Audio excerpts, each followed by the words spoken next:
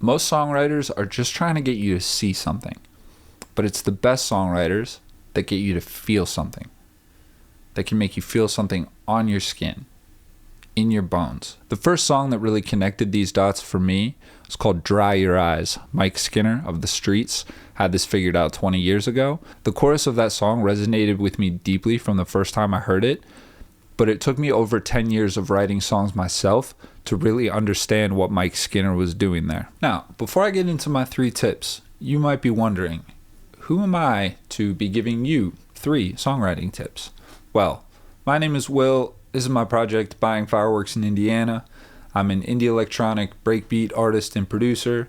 I collaborate with other artists. I travel around to interesting places, and I document it all right here. However, this is not my first rodeo. I play guitar and sing and write all the lyrics in a band called Cara Cara. We have put out 2 LPs, toured all over North America. We've worked with Grammy-winning producer Will Yip. Pitchfork called us some of the most cathartic indie rock of recent times. And that's just one of many projects I've been in over the years. Millions of streams, hundreds of shows, loads of countries, a lot of fun, a lot of songs. After all those years in studios and green rooms and vans, I picked up some cool tips. So today I'm going to share 3 of them with you. Let's get into it. 3 songwriting tips to unlock your writer's block and start churning out the hits. Coming in hot with tip number 1. The next time you're writing a song and you hit a wall, I want you to consider your senses. I want you to consider all of your senses. So much of the way we write is centered around visual imagery. I'm not sure if this is because that's the way we were taught to write creatively in school, or if it's because that's so much of what you hear in popular music. I've always found incorporating other senses into my writing unlocks a lot, and it's a great way to punch through some writer's block. Mike Skinner, The Streets, wrote possibly the most devastating breakup chorus of all time. And it's so simple. Dry your eyes, mate. I heard this song when I was a kid, and it stuck with me for decades, but it was only after writing songs for a long time that I realized how tactile that lyric was. It's an action. Dry your eyes. It's not about feeling sad. It's not an explanation. Not don't cry. Not I see the tears on your face. This is straight up sense memory. Dry your eyes, mate. That's a tactile instruction. It's something that the listener can feel on the back of their hand. It's something that they can imagine doing. It inserts them into the story, and for me, that just makes it so much stickier. The emotion is never in the explanation. It's in the feeling of the gesture. The body remembers what the brain forgets. I use this technique myself in a Cara Cara song called Nocturnalia. There's a lyric that goes, "Sometimes I can still smell that apartment and remember when you paused in the door." Earlier in the song, we established that we're set in Charleston and we can hear the waves. I've used the technique to set the song in a very humid space.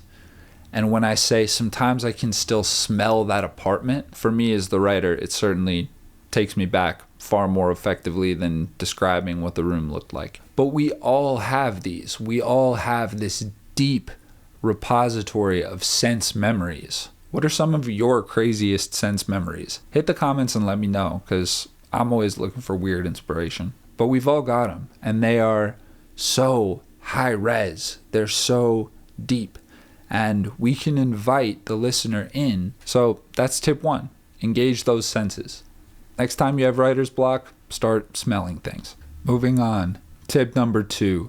This one's simple. Reach for a book. Ideally, one you haven't read yet, and don't worry, you're not about to read it right now.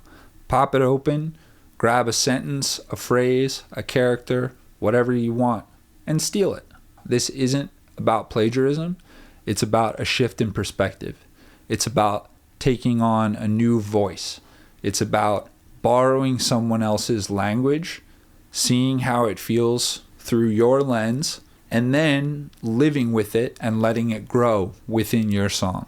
When you're stuck in your own head repeating your ideas in your language from your point of view, you're bound to fall into a rut at some point. You're not doing research. You're just looking for a compelling passage, and you're not looking that hard. Literature is beautiful. Take it out of context, and it's going to slap. I promise. I don't know about that. Don't take all literature out of context. It certainly will not slap.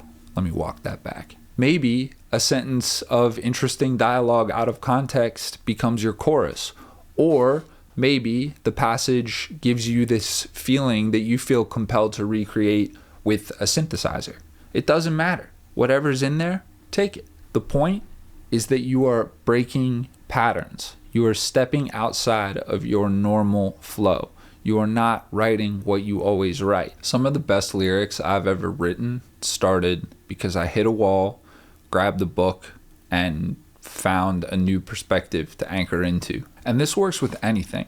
Novels, textbooks, overheard conversations out in the wild, those are great. Anywhere language exists outside your own head, feel free to mine it.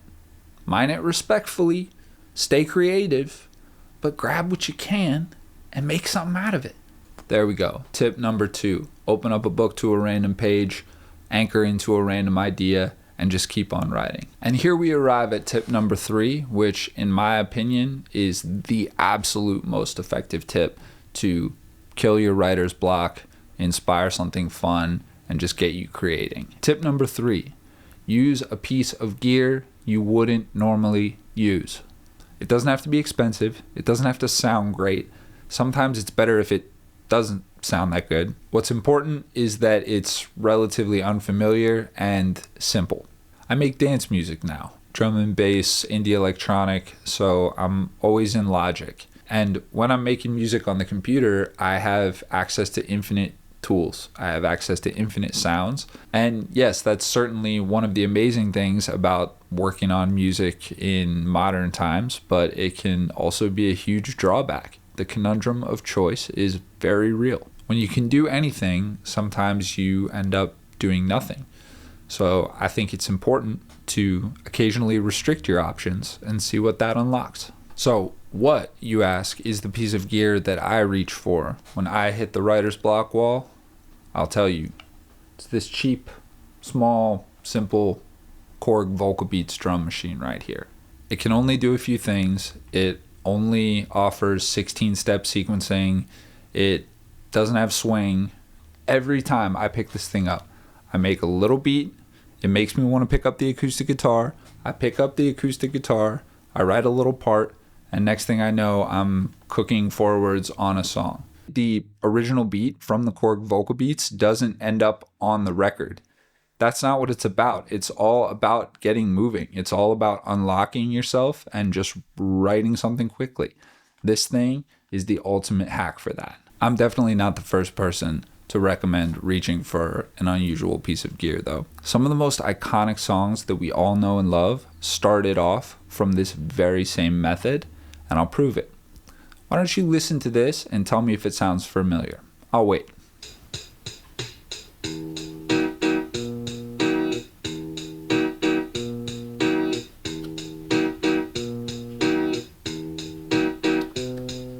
And believe it or not, we didn't just listen to the Gorillaz. Damon Albarn reached for an unusual piece of gear when he was in the studio. He reached for a simple, toy-like synthesizer called a Suzuki Omnichord that can't really do much, but it has some stock loops on it, and it can do that. I'm going to go out on a limb and say this is the most iconic stock loop of all time. If I'm somehow missing one and you can think of a more iconic stock loop, I'll wait. Hit the comments. It is the backbone of one of the most iconic songs of the 2000s, and it exists just because Damon Albarn did something weird, heard something he liked, and went with it. And that's what this is all about. Finding something that gets you going, that gets you writing, that gets you ideating, that gets your fingers on knobs or strings or whatever. For me, at least, getting started is so often the whole battle. The ideas want to come out. I just got to sit down and get to work. And this little machine helps me do that. The Suzuki Omnichord apparently helps Damon Albarn sit down and write the most iconic anthem of a generation. Find something that doesn't give you infinite options and just start messing around. It can be a drum machine, it can be a toy keyboard, or it can even just be an alternate tuning on your instrument. Something that makes you feel uncomfortable, that forces you to make decisions you might not otherwise make. When you can't do everything, you have to make choices, and those choices are the interesting part. Constraint does not kill creativity. The longer I've been doing this, I find the more constraint I apply, the more creative I can be. It just frees your mind. So, 3 songwriting tips to unlock your writer's block and start churning out the hits. Engage your senses, reach for a book, and grab a piece of gear that's unfamiliar. The inspiration will always come if you show up to work, but sometimes you got to show up to work. And in the arts, sometimes it can be weird. It's like, what does that look like? Well, for me, showing up is often reaching for this bad boy. None of this is the gospel. None of these are rules. None of this is a prescription. But these are things that really have worked for me. I've written a lot of music over the years that folks have connected with. That music has given me the opportunity to do a lot of cool things. I really think if you follow all 3 or any one of these tips, you'll write something cool and you'll have fun doing it. If you try any of these tips and something comes of it, please let me know in the comments. I'm really curious about what y'all are writing, what y'all are working on. I'm Will. This is my project, Buying Fireworks in Indiana. And if you found any of these tips useful, I hope you'll subscribe and stick around. Come along for the ride. I'm documenting everything I do as Buying Fireworks in Indiana, and I hope you'll join me. I literally can't hold this and not make a beat, so I'm going to go mess with this. Bye.